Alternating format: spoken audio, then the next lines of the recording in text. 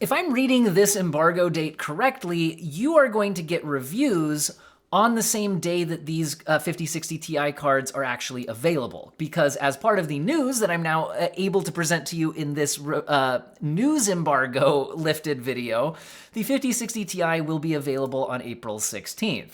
But the review embargo also lifts on April 16th, which means that you might not be able to watch a review of the 5060 Ti before trying to buy one if you're trying to get one when supply drops. And as we've seen with the latest GPU launches, it can never predict the future, but it certainly seems to be the case that things have been selling out. And so to get one at MSRP, your best shot is right when they launch.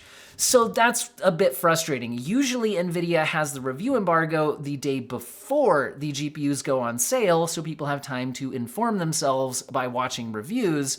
And so I really do not like this move if I'm reading this correctly. Available April 16th, review embargo also lifts April 16th. Anyway, the main news that you need to know is that the 5060 Ti will have an 8GB and a 16GB version, and they're priced $50 apart at $379 and $429. However, Nvidia was very clear in their briefing to media that these prices are not factoring in tariffs, and they're also not factoring in VAT for regions with VAT. So, in other words, this is a pre-tax, pre-tariff MSRP. So, if in the United States tariffs do end up hitting graphics cards, this price will go up by that tariff amount, unless people are eating margins and whatnot. Tariffs get complicated. The point is, this is probably a best case scenario price. We'll have to see how that goes. And again, worldwide tack on VAT and all that. We also have the RTX 5060 non-Ti being announced for May, although we do not have a specific release date. We do have the price of $299. Once again, that's pre-tax, pre-tariff, all of that. Anyway, again, there's $50 between the 8GB and 16GB model. Now, I really... this gets worse for me though, because I not only don't recommend you buy the 8GB model, I'm a little bit suspicious that this just exists to allow maybe pre-built systems to say they have a 5060 Ti, save some cost, and ship a product that is going to be significantly worse than the 16GB model in a lot of very realistic gaming situations for this level of hardware. And I think that's bad. And not only that, but as far as I can tell, Nvidia is not shipping review samples of the 8GB model. And it's also possible, at least, that they are encouraging board partners to also not allow reviewers to get access to the 8GB models.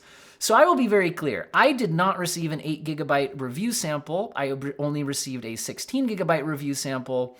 And when I asked Nvidia about that, they said they were clear. There will not be an 8GB sample, at least for me.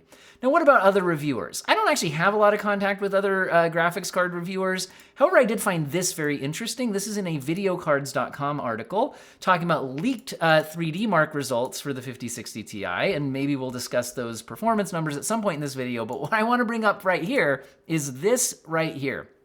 So videocards.com does have sources that are GPU reviewers who tell them things. And what they're saying here is that reviewers have told them that Nvidia is not actively participating in supplying 5060 Ti 8GB models for reviews. And again, I can confirm that because I'm not getting one. They told me they're not sampling that. But also this statement is very interesting. In fact, some reviewers have mentioned that Nvidia specifically instructed board partners not to ship such graphics cards for testing. That's even worse, because that sounds like Nvidia is specifically trying to hide the issues with the 8GB model so that those do not show up in day one reviews, which are probably the most likely things that people will see if they're shopping for a 5060 Ti and Google a review of it. They'll probably get the day one review, which might not include the 8GB model if they suppress that information.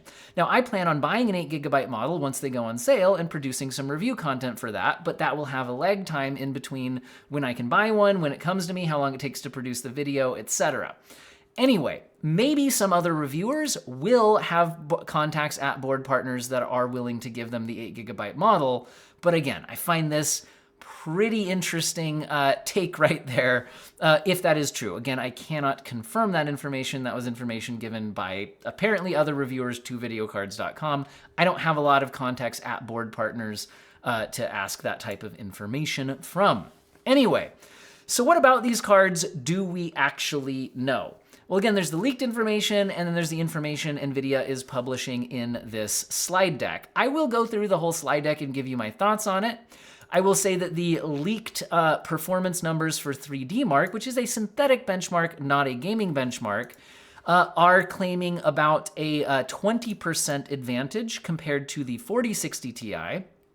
And then apparently the 5070, though, would still be 33% faster than the 5060 Ti, again, based just on these 3D Mark scores.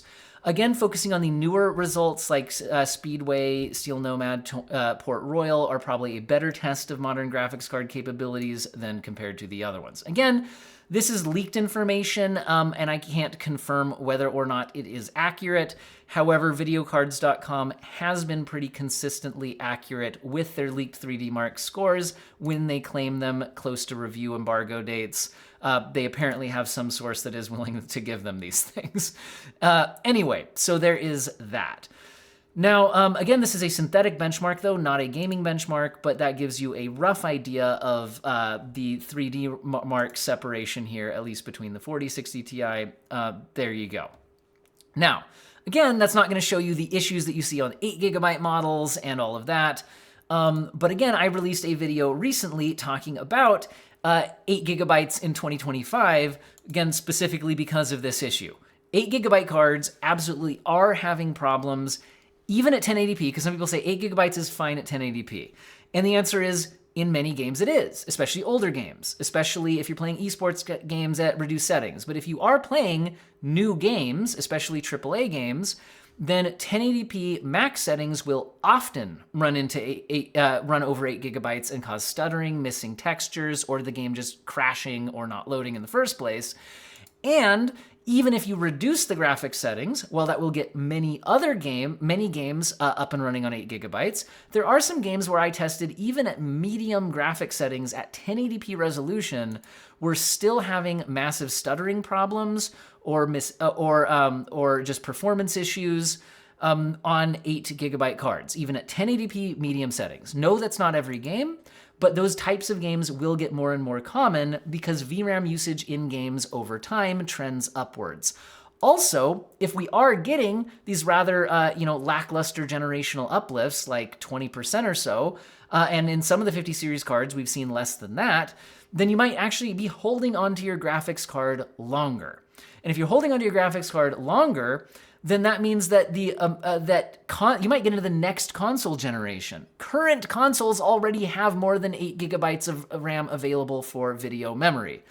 And the next generation will be even more. And game developers target consoles generally as their baseline platform. Do you see what I'm saying with this? In 2025, you can get by with 8GB of VRAM if you already have it. But spending almost $400, or with tariffs and tax, possibly much more than $400 on an 8GB graphics card in 2025, and then potentially using this until 2030 or beyond, I cannot recommend that choice. And I don't like that it seems to be Nvidia trying to perhaps hide the issues with this. Like I said, I suspect for the purposes of getting cheaper pre-built car systems and things like that, where people are maybe less aware of those types of issues. Anyway, I would prefer if there was one 5060 Ti model with 16GB of VRAM and maybe split the difference at $399. Anyway, that would be what I would like, but that isn't what happened. So there you go. Now, let's go ahead and spend the rest of the video just going through all of the information that Nvidia gave to media.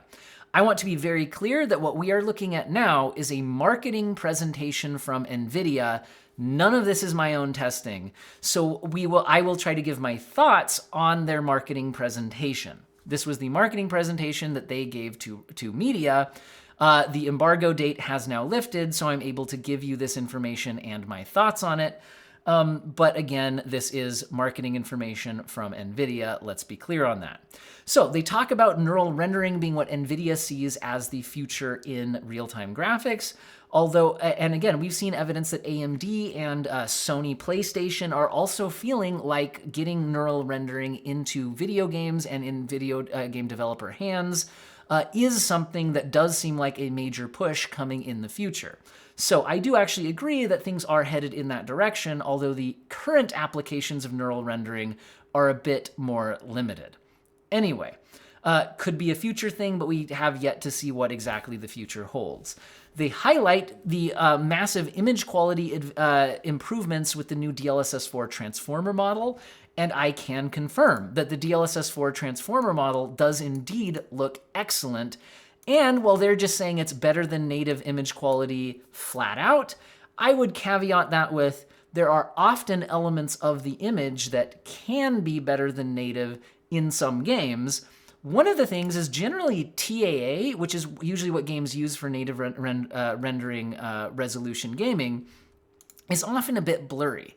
And it is the case that in many games with DLSS 4, it has less of that TAA blur, which can have the perceived effect of better image quality. It can even feel like higher resolution than it really is. That being said, the upscaling model can sometimes have some errors that the native resolution is less prone to with things like ghosting and all of that. But in general, DLSS 4 transformer model is getting excellent.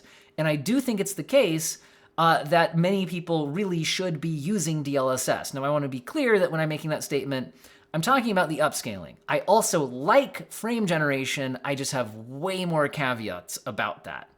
Anyway, so they go on to once again talk about all of that, talk about all of the games that it's being implemented in. And I will say that when looking at like FSR 4 versus DLSS 4 and just buying AMD versus Nvidia right now, I do think that the fact that DLSS is more easily available in a lot more games compared to FSR 4, which has a much more limited game support list, even using the driver override and things like that. I do think that's something where I would really like AMD to be maybe a bit more urgent on increasing the game support list for FSR 4. Because while FSR 4 did an excellent job of getting more competitive with DLSS image quality, I still don't think it's quite there with DLSS 4, but it's easily caught up to DLSS 3 and maybe even a bit better, kind of between DLSS 3 and DLSS 4. It's now extremely usable. It is true that DLSS 4 is available in way more games than FSR 4. And FSR 4 games, oftentimes you end up having to try to mod things in with Optiscaler. And yes, you can do that, but it is a bit of a hassle.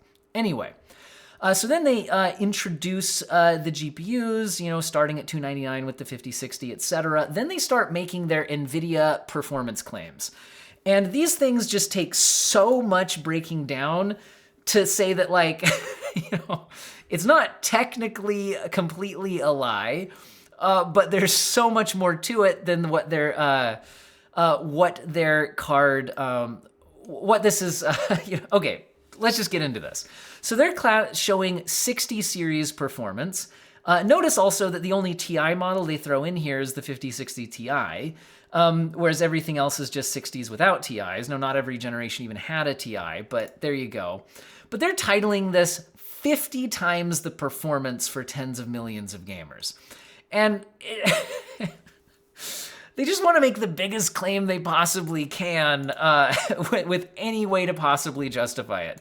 So they're talking about cards like the 1060 and 1660, and it is absolutely true. And these darker circles are plotting DLSS off. So this is more of your actual performance improvements generationally. So that's what we're seeing here with DLSS off. Once again, this is an NVIDIA marketing slide. None of this is my performance testing. So we're just kind of taking their word for, okay, that's the raw performance uplift. But then they're showing how DLSS has improved that by talking about how the 10 and 16 series didn't have any DLSS upscaling. Starting with the 20 series, you do get DLSS upscaling, and then starting with the 40 series, you get ×2 frame generation, and starting with the 50 series, you get ×4 frame generation. So if you kick on all of the DLSS and all of the frame generation, that's where they're getting that 50 times performance number. And I really don't think that's quite the same thing as performance. This always feels like you're comparing apples to oranges, or you are taking, combining unlike terms. 2x plus 3y is 5. It's that kind of thing. Yes, it's true that upscaling is getting really good. So if you're going to argue that anything, DLSS related could count as raw performance, I would say you have a better argument for upscaling than you do for frame generation, because the upscaling does genuinely render the game quicker, increasing both motion fluidity and the responsiveness of the game. The only potential downside is the image quality, and it is true that DLSS 4 is getting to a point where the image quality is getting pretty good. However, as far as I can tell here, they're not being clear about what level of DLSS is being used. In other slides, they are, and they say it's being like DLSS quality. So I'm going to assume this is DLSS performance mode, and I would argue that DLSS performance mode is generally not equivalent to or better than native rendering resolution, so this would already take a bit of a grain of salt there.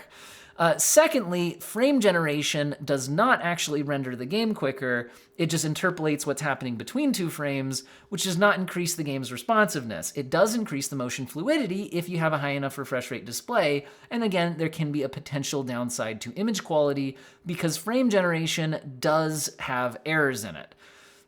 Different games, different situations, different people will find that more or less noticeable, but just to pretend that raw rendered native resolution frames should be included in the same bar graph as upscaled and ×4 frame generated frames, as if they are exactly the same thing being labeled performance, just feels a little bit inaccurate to me. Now, it's also true that Nvidia does later on break things out piece by piece, because I think this is absolutely the case, and this is something I've been talking about a lot lately, which is that FPS, which is the only thing that this slide seems to be talking about, is getting harder to use as the be-all and end-all measurement of gaming performance. In the end, frame rate, the FPS number, is a measurement of motion fluidity. It can be correlated with latency unless frame generation is involved, and there's other things that affect latency as well, like using reflex, or just some games just have more latency than others, even if they're performing at the same frame rate. Your mouse has an impact on latency.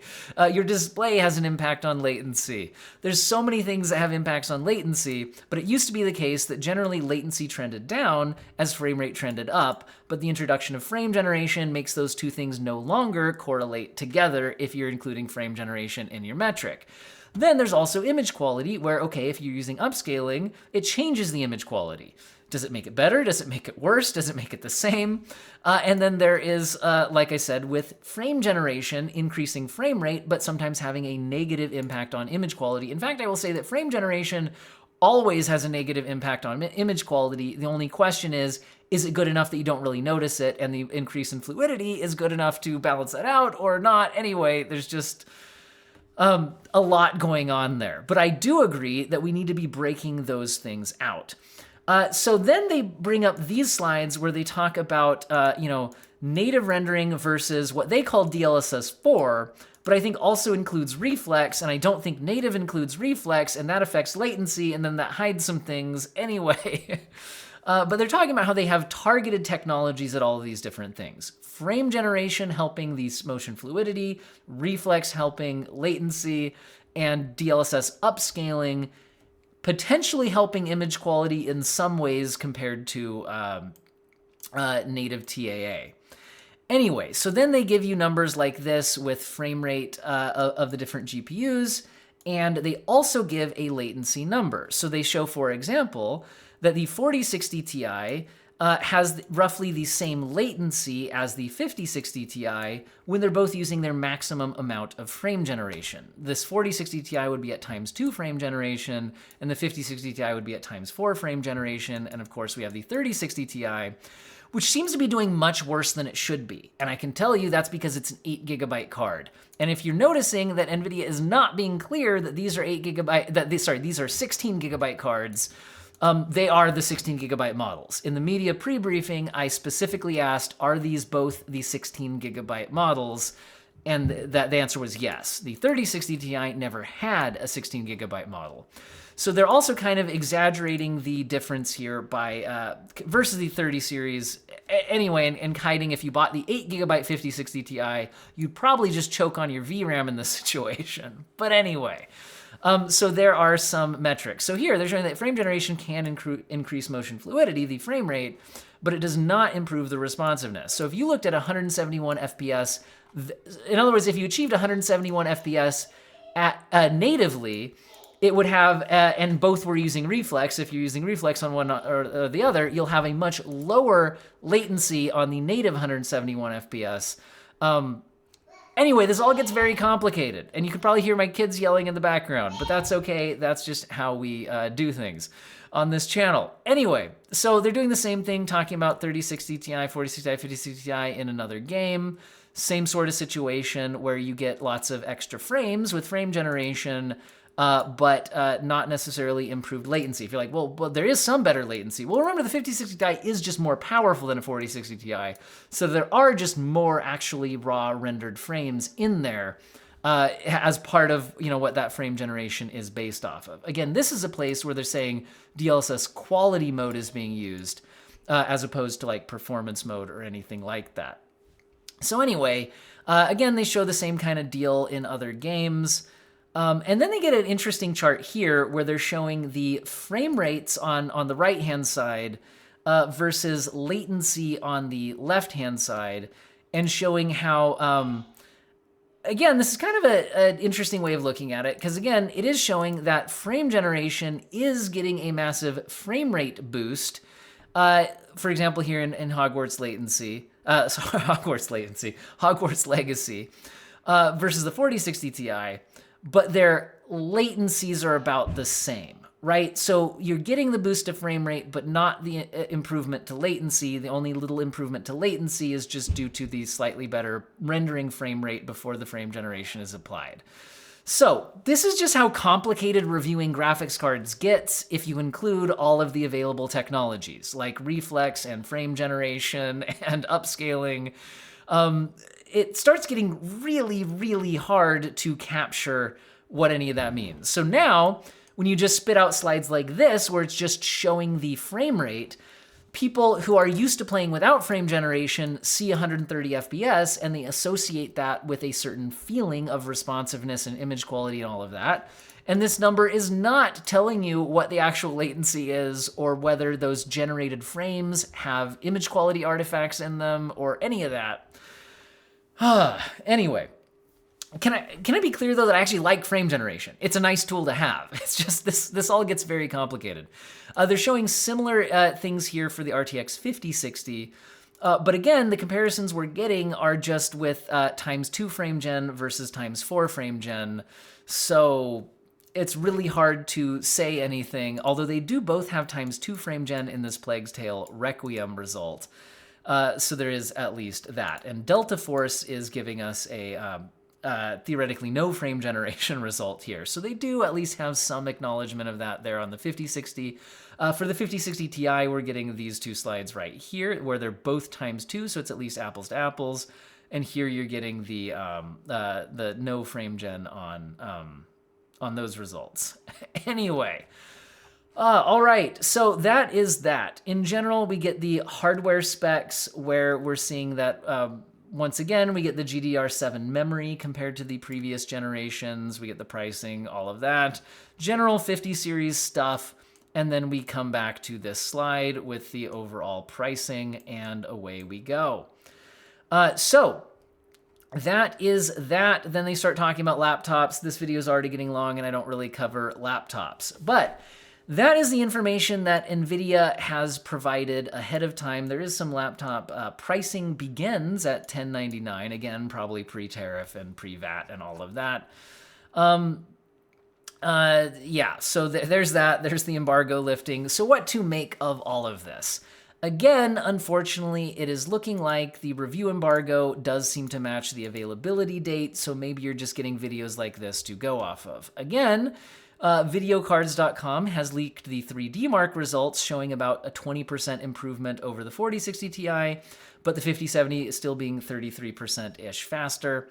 What that means on the current market, well, right now it's hard to get anything in this price range. The 7700 XT is not available anywhere near as low priced as it used to be. The 7800 XT isn't. Cards like the 9070 are way above their normal MSRPs.